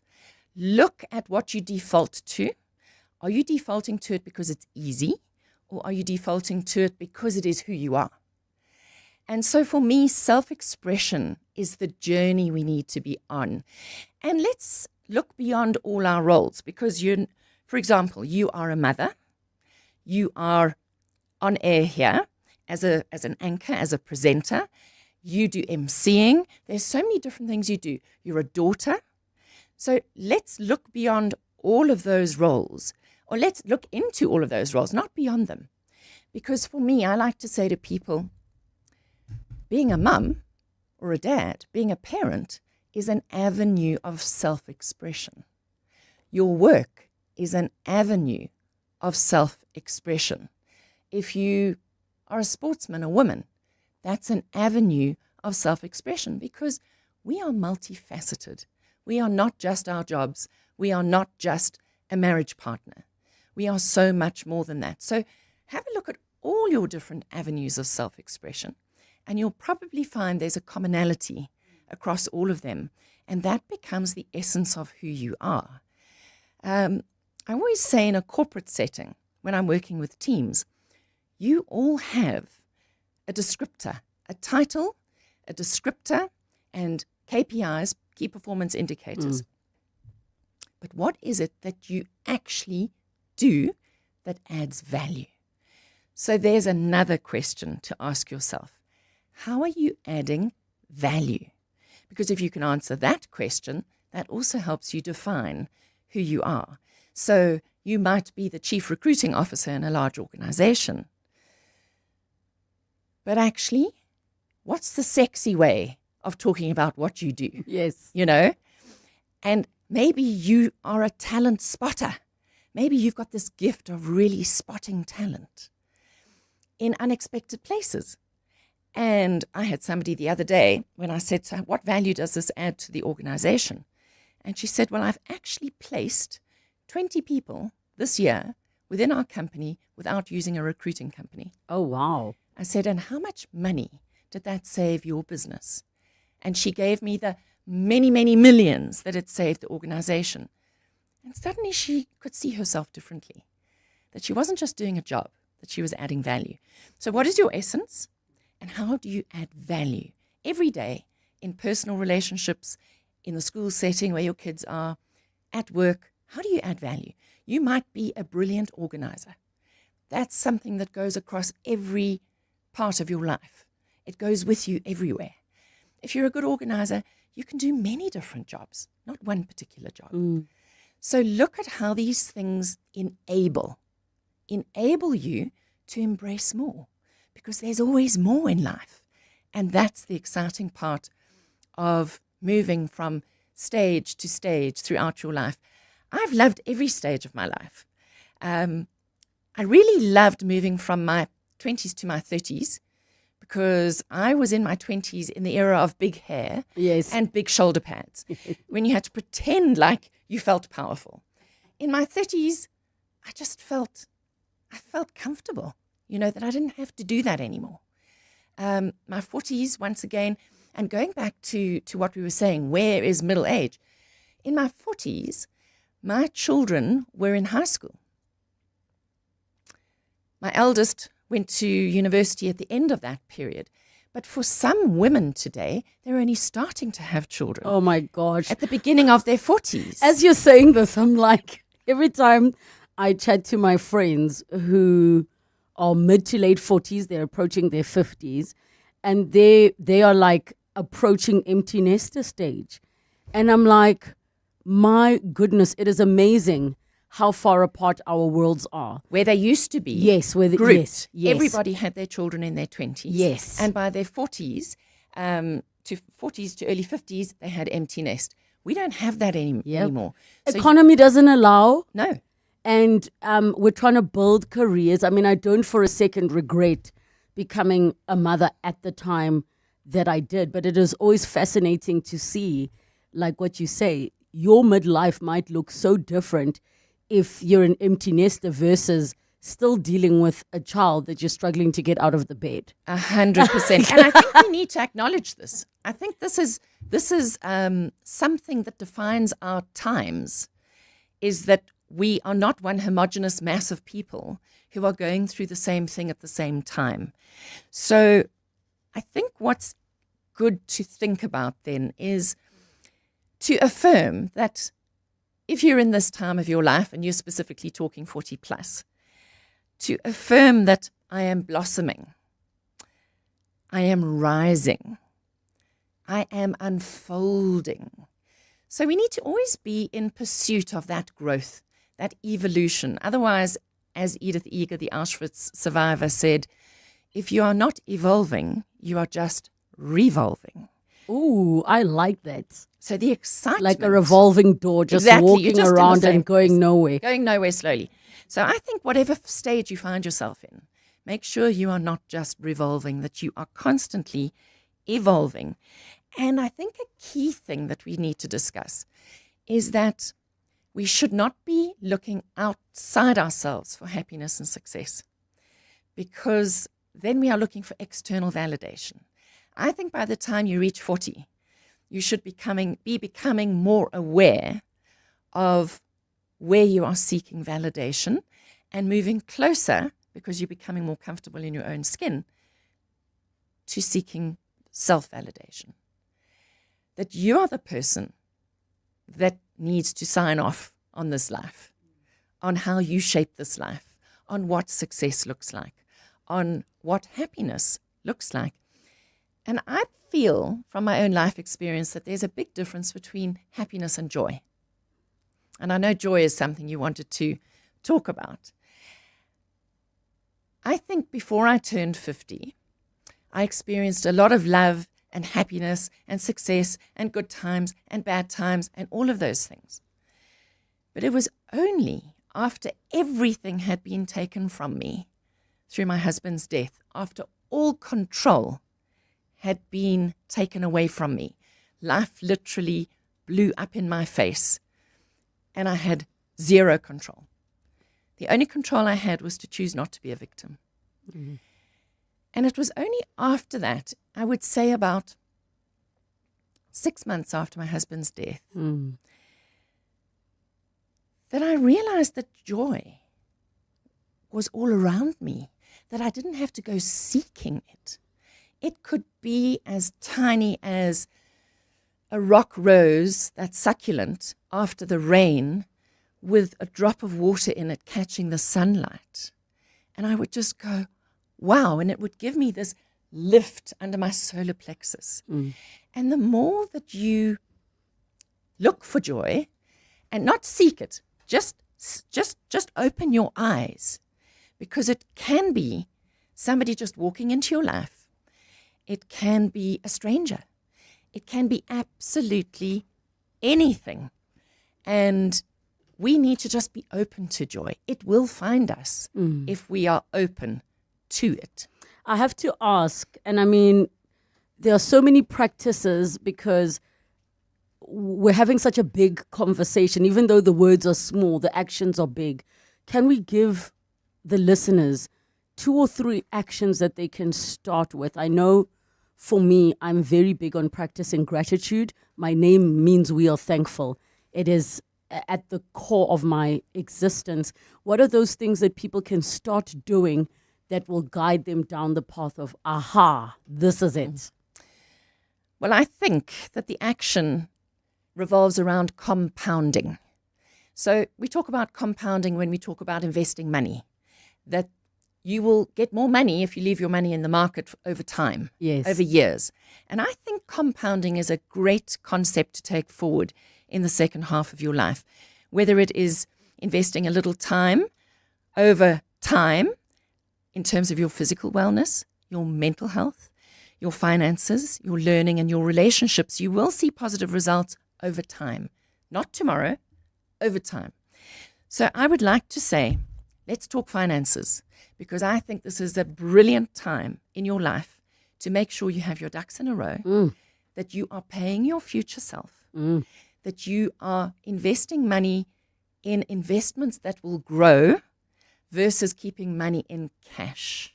So you need to find yourself a good financial advisor that you relate to, and you need to create a financial plan. And the only way you create choice freedom in your life is if you have some money. Money underpins choice freedom. It was the core of a talk I gave at the JSC's She Invests conference recently. Yes. And honestly, that's what you should be aiming for in the second half of your life. Choice freedom, which comes with money. So make sure you get your financial affairs in order. Use the discipline of the debit order. Buy the share, not the handbag. Work on your relationships, romantic and friendships, to determine what to keep and what to let go of. And I would say that you need to go and create yourself a talent profile. Take that CV of yours and create something exciting. And you need to have that CV at the ready so that you can take up an offer of a promotion. Or any opportunity. Inside or outside your organization. If you are not ready, and if you don't know what your numbers are financially, you can't make a move. So if you want choice freedom, put that CV together, put it on steroids by packing it full of personal stories. And those personal stories need to showcase your resilience, your creativity and innovative thinking, your continuous commitment to your learning journey, the strengths that you bring to a team. And I've added another one, how you incorporate technology and AI into your life while also keeping the human in the middle. Oh, because the human in the middle part, I guess, goes back to the human connection element, the community. And I have to just read this message for you, Nikki, before we run to news, which says, I appreciate Nikki's work, bravery, courage, and life story. Immeasurably valuable to our country and the world. Please keep going, Nikki, and the best of wishes. We are listening. Dr. Philemon Mahuma. We're going to take a break and then we're going to close off this conversation. It's just after 2:30. Time for your latest Eyewitness News headlines. Good afternoon. Thanks, Relebogile. A very good afternoon. We begin with breaking news, which is making international headlines this afternoon. South Africa's ambassador to France, Nathi Mthethwa, has reportedly been found dead in Paris. French media is reporting that Mthethwa's body was found at the Hyatt Hotel today. South Africa's International Relations Department says it is aware of the reports and will be issuing a statement in due course. We will bring you more details on this breaking news story in our next bulletin. Back here at home, Sports, Arts and Culture Minister Gayton McKenzie was a no-show today at the extended cabinet lekgotla. With his future in the GNU still uncertain, the Patriotic Alliance president has recently threatened to resign from his ministerial position if his deputy, Kenny Kunene, is not reinstated as the MMC for Transport in Johannesburg. And the National Action Plan for combating the use of fake medicine in the country will be implemented from next year.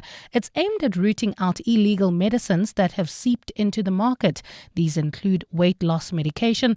The plan has been developed by the South African Health Products Regulatory Authority, guided by the World Health Organization. Those are the headlines. This EWN and more at 3 or as it happens. EWN Traffic.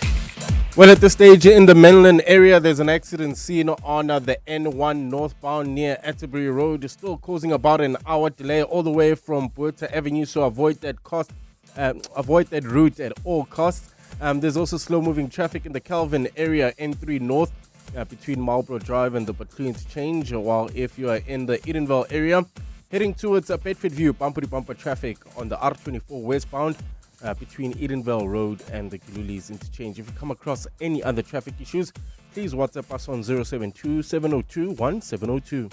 There's more EWN on air, online, and on the EWN app.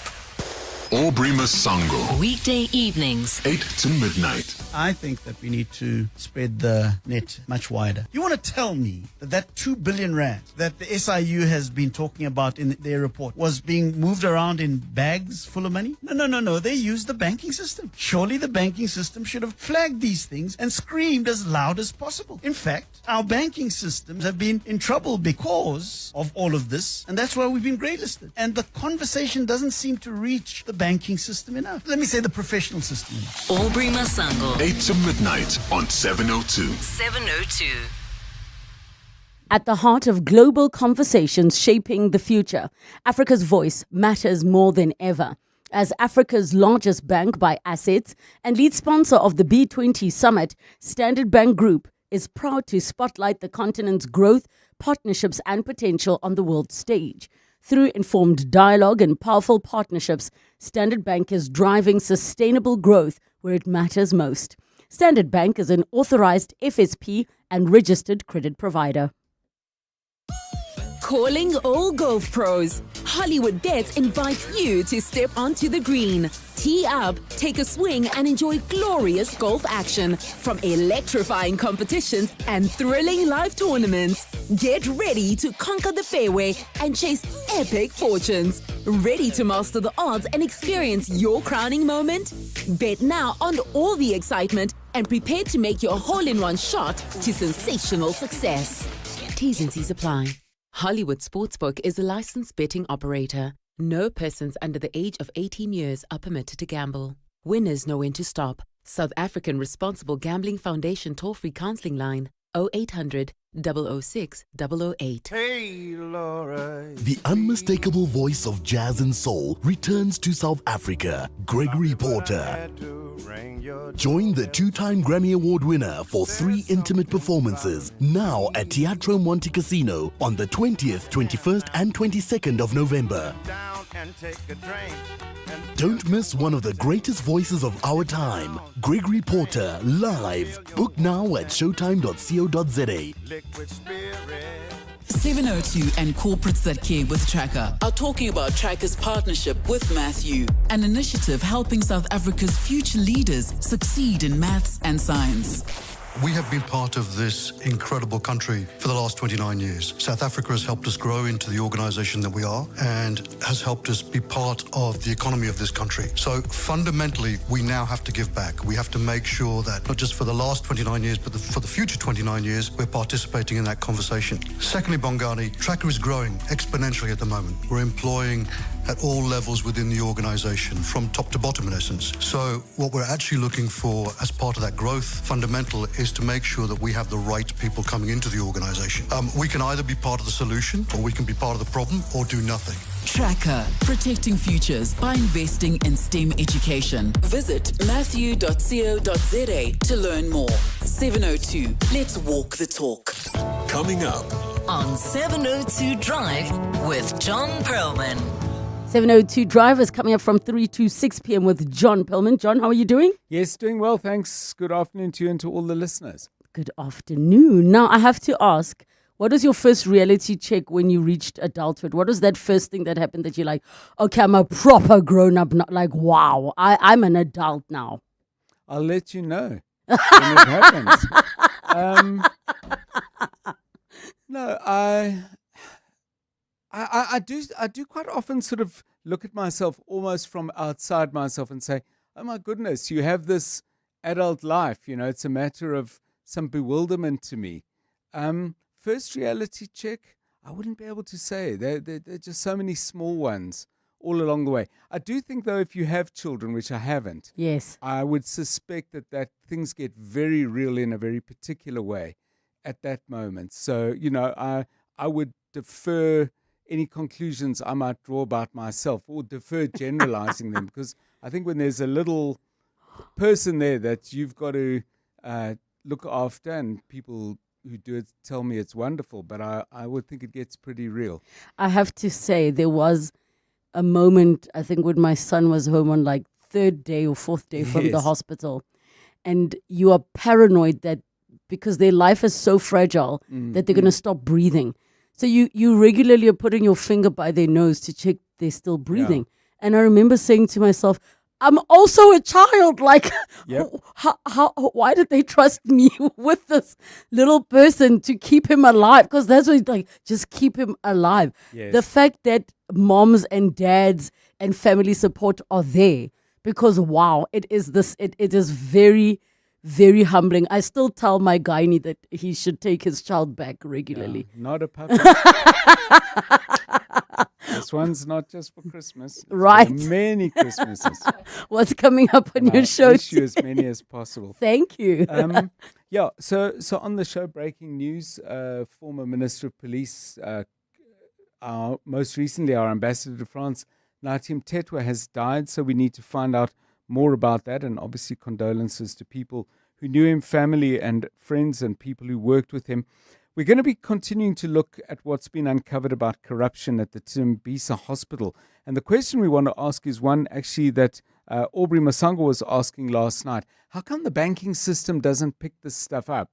You know, 2 million rand there's a lot of Louis Vuitton bags that you could fill, but I don't think that's the way it worked. This stuff was moving in and out of bank accounts. Now, if you think about the extent to which those of us who are working with fewer zeros get featured all the time, you're like, you got to explain everything. How come this stuff didn't get picked up in the way that it should have? So that's something we are going to explore. Madlanga Commission has been really quite fiery today. It's just an endless string of what appear to be very important and interesting WhatsApps. We'll talk to Oren Singh about that at 10 minutes past 5. Rugby fans, whether you've been a fan forever or a more recent vintage fan who joined the game when the Springboks started winning World Cups, it doesn't really matter. But however long you've been a fan, you would have been completely blown away by the play of Sasha Feinberg and Ngomazulu on Saturday against Argentina, set a new record. We're going to talk to his high school coach. Oh, nice. Like, at what point do you say, whoa, this kid can play? And it's not necessarily obvious in the first time they start playing. Some people spark immediately. Some people come to a slow boil. So we're going to find out with his high school coach, Wes Chetty. We'll do that at about 25 minutes past 3. John, funny enough with what you're saying, Nikki we were just talking about finding your purpose in the second part of your life. Right. And she was saying, because our focus is on what we do, but it's sort of seeing who you are. And I think a big question for your guest, if you are good at finding talent, like such a unique one, like you said, it's not that obvious. What are the not so obvious things that you look at that say, good question. Yeah, because the diamond in the rough, it's the in the rough that people don't see it's actually a diamond. So I would be curious, if you have the gift of identifying talent at that young age, you have to be able to maybe visualize in 10 years, this is who they could be. So I would so be curious about that. Yeah, I'll be sure to ask it. All right, 702 Drive with John Perlman coming up from 3 to 6 p.m.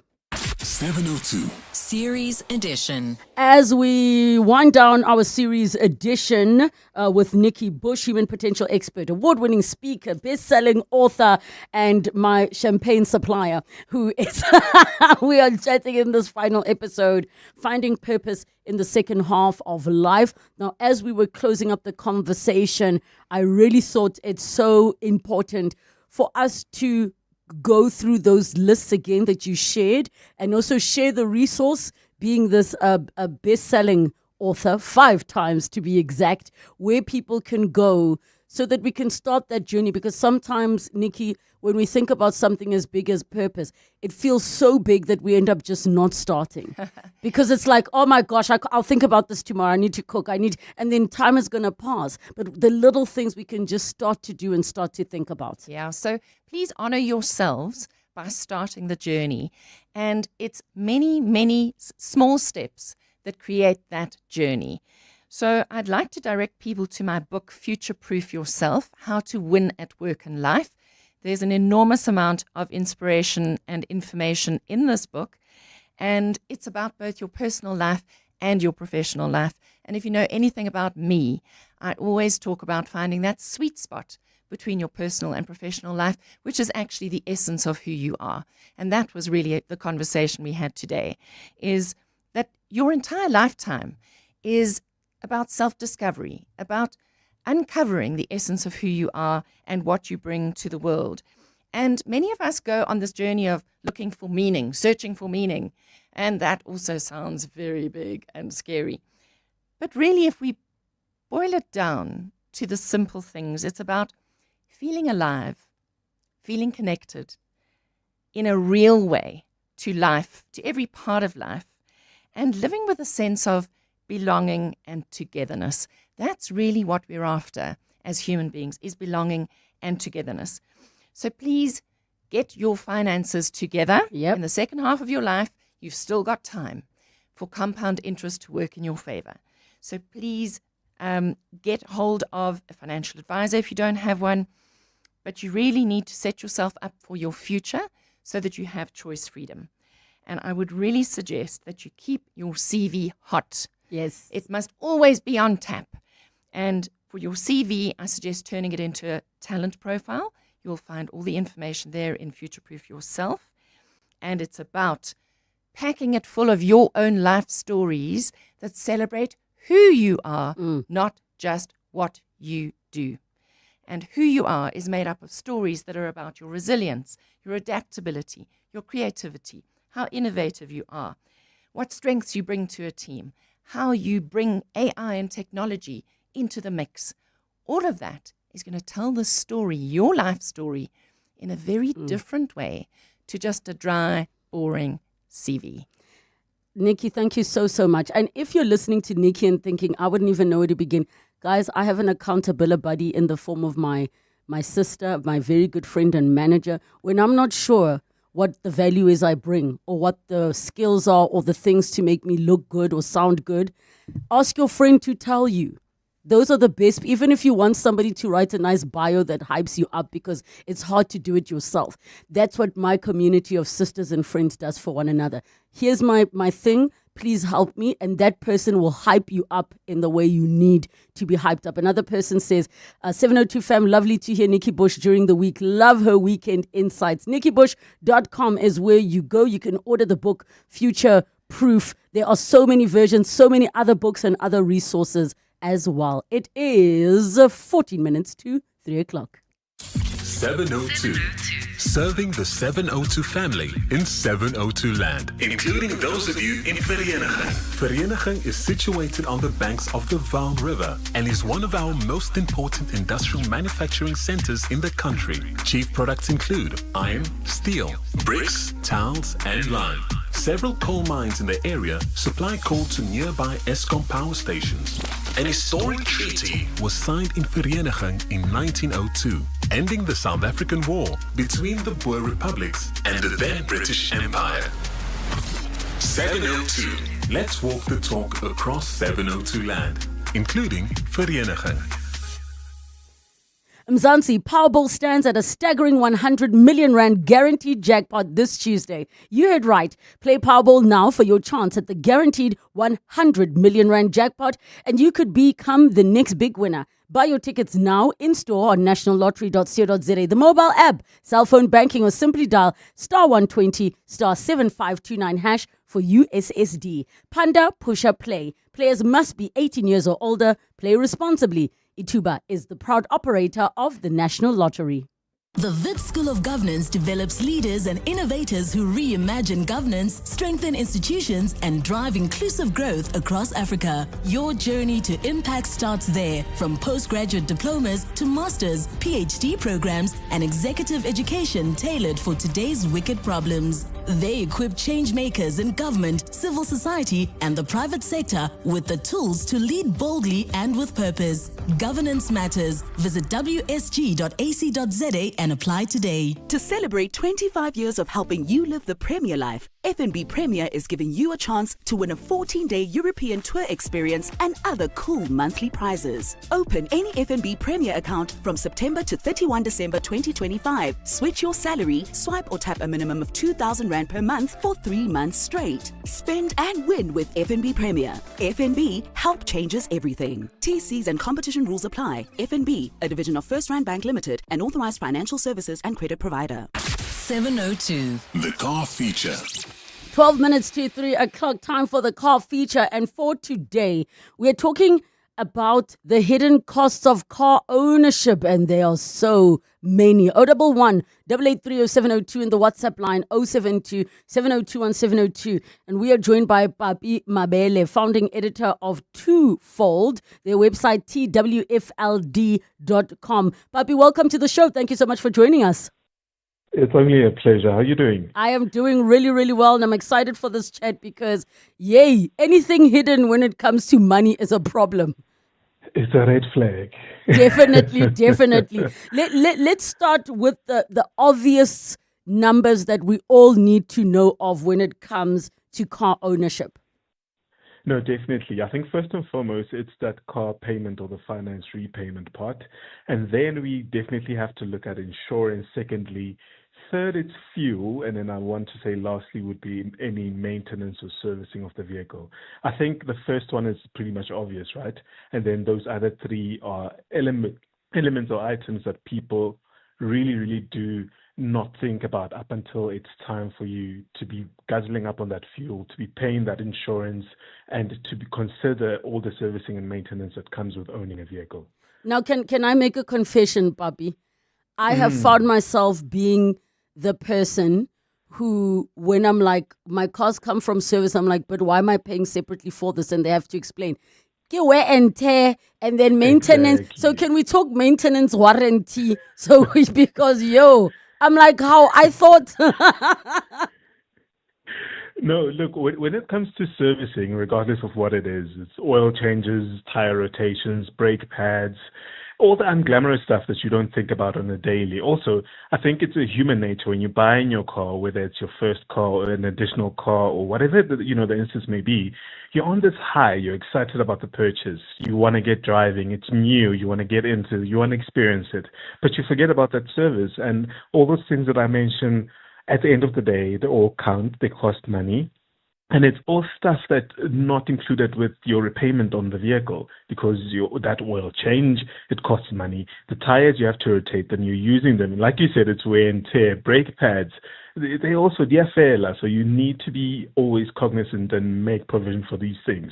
And what I like to advise people to do is that, especially when it comes to maintenance, put a little bit each and every month in a little savings pocket so that when maintenance comes by, whatever the chance may be, either periodically or when kilometers reach a certain number, that you have that little kitty for yourself that you can use to pay for any maintenance costs and servicing. I want to talk percentages, and I know it's going to be extremely generic and thumb-sucking, but I'm going to rely on your experience for what I'm going to ask. If your monthly repayments, let's use a round figure of 1,000 rand, what percentage is reasonable for you of what, or let's rather say your car's 100,000 rand?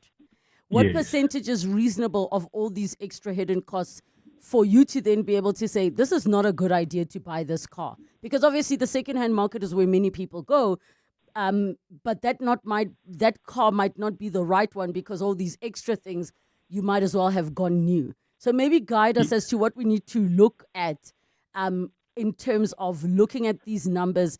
And then if you're saying, listen, if your hidden costs are now becoming more than 10%, it's a problem.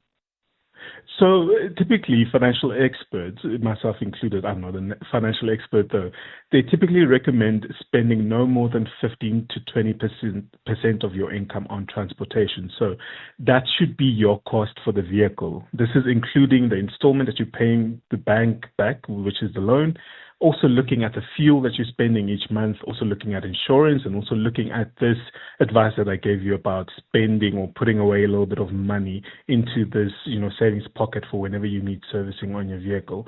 So if it's more than that, then we know that, listen, now you're in the red, you're spending more than you should be, on your monthly income. So about between 15 and 20% of your income should go to transportation, and that's the total cost of ownership of a vehicle. This is including everything else that we spoke about, not just a loan repayment to the bank. Thank you for clarifying, because I don't want somebody saying, okay, I earn 10,000, then 15% is 1,500. I can buy a 1,500 rand a month car. Because we need to clarify. Exactly.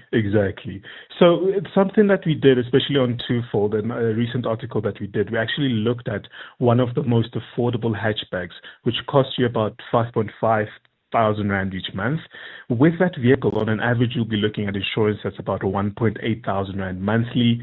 Fuel will cost you upwards of about 3,900 rand on a month. So in total, you're looking at about 11K, and this is for like the cheapest hatchback that you can find in South Africa, or the most affordable. So you see already you have to be looking at about a salary of, 25,000 rand upwards on a monthly. I'm talking about 30 also.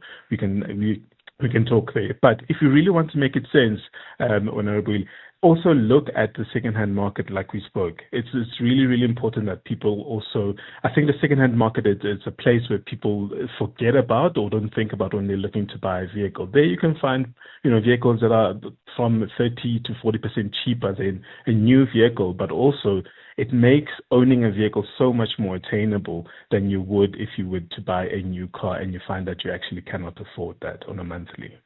I just had a thought now. How many people do you know, Papi, that actually go and see how much it costs to renew a license disc every year and add it in their budget? Also that you see. Those things that happen once a year, we never think about them. Exactly. Okay, so in terms of other hidden costs that you think we really need to dig into, the ones that catch us by surprise, what are those? I think more than anything, it has to be, especially if you're traveling for longer distances, it definitely has to be, tolls considered with the vehicle when you're traveling of that sort. I think that's one of the other things that we really don't, especially when you're planning, again, like I said, planning long trips, or you're really traveling far and wide for business. Tolls is something that people don't or neglect to think about. And also, the biggest one in the sense of servicing I want to talk about, especially, will have to be tires. Tires tend to be really, really expensive. And it's something that people, even with that little savings pocket, sometimes it might be a little bit out of reach. But also be smart in the sense of how you rotate your tires and make it attainable to you and your pocket, so that you don't find yourself, having to reach for that credit card or even, that advance on any other, wherever you might be getting your money from, in order to make sure that you can actually afford any tire replacements or rotations thereof. Final thoughts from your side, Papi? Final thoughts from my side before I go. I want to, tell people or urge them to actually calculate whether you can comfortably afford the full monthly cost without stress, and then also consider, like we mentioned, certified pre-owned vehicles, and also factor in your actual driving patterns when you're looking at a vehicle. It's fine to say, cool, I want that very, very expensive car, but also look at that. Does it actually make sense in the sense of fuel efficiency for you, where you need to drive on a daily for work or whatever the instance may be? Space-wise, does the vehicle speak to you as well? And also shop around for insurance quotes. I know people tend to think of this at the last minute when you're about to drive away with that vehicle, but make sure that as part of your whole journey, you actually look at insurance quotes for the car that you're looking at and make sure that it fits within your budget. These figures, they do increase on an annual basis as insurance does, or any policies. So also talk to whoever is insuring you, your insurance house, to make sure you can try by all means to keep these costs at the lowest, and make sure that you try to avoid those increases that come by with it. So be smart and clever with how and when you spend your money. Papi, thank you so much for your time. Founding editor of Twofold, that is twfld.com. Bongani Bingwa, 702 Breakfast. Weekday mornings, 6 to 9. Can I ask you to share some of your experience? I have to advise the minister that I am not in a position to do that. I advise that this is an unlawful instruction. And indeed, the minister wrote back to me that I'm going to report you to my boss, which is the minister's political principal. If you don't do this, I'll tell the president. Yes, I had a letter. It was in writing that said, I will escalate the matter to the president. I will report to the president that you are defying me. Yoliso Makasi. Bongani Bingwa, 6 to 9. On 702. This isn't an event, it's a statement. When you choose Thirst Mobile Bar Services, you choose confidence without spectacle. These discreet mobile bars come with expert mixologists and service that speaks louder than words. Every detail refined, every pour intentional, every guest remembered. Thirst Mobile Bar Services, the perfect ingredient, the perfect outcome for those who expect more and settle for nothing less. Secure your year-end date now at thirst.co.za. To celebrate 25 years of helping you live the Premier life, FNB Premier is giving you a chance to win a 14-day European tour experience and other cool monthly prizes. Open any FNB Premier account from September to 31 December 2025. Switch your salary, swipe or tap a minimum of 2,000 Rand per month for 3 months straight. Spend and win with FNB Premier. FNB, help changes everything. TCs and competition rules apply. FNB, a division of First Rand Bank Limited, an authorized financial services and credit provider. PG Glass Repair, PG Glass Replace. I'm Telani from PG Glass. Got a chip? We'll fix it with precision, and we offer cash deals on high-quality new windscreens. Visit pg.co.za today for trusted service. Relebogile is on X at Relebogile M. Thank you so much for joining us on 702 Afternoons. And I really hope you all take the opportunity, if you didn't get to do so, to follow on our series edition on midlife renewal. Lots of little golden nuggets, whatever stage of life you find yourself in. PrimeMediaPlus.com or download the app. We'll be heading over to 702 Drive with John Perlman, then The Money Show with Stephen Grootes, and then, of course, Bra Obs takes over on the Aubrey Masango Show. Thanks for joining us. It's 3 o'clock. This is EWN. SA Ambassador to France Natim Tetwa dies in Paris, and Gayton Mackenzie's future in the GNU remains uncertain.